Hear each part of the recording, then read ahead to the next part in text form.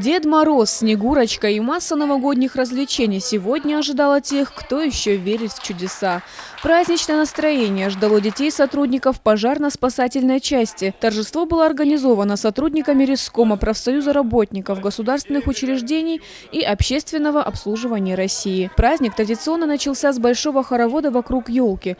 Каждый мог продемонстрировать свои таланты, спеть, станцевать, рассказать стишок и за это получить подарок от Деда Мороза. Сегодня у нас в нашем подразделении проводится новогодняя елка для детей сотрудников. Она организована совместно с Республиканским профсоюзом. Приглашены все дети наших сотрудников и проводят это праздничное мероприятие. Все без исключения водили хоровод, танцевали, играли в бумажные снежки и просто радовались празднику. В завершении всех деток ждал большой сладкий сюрприз.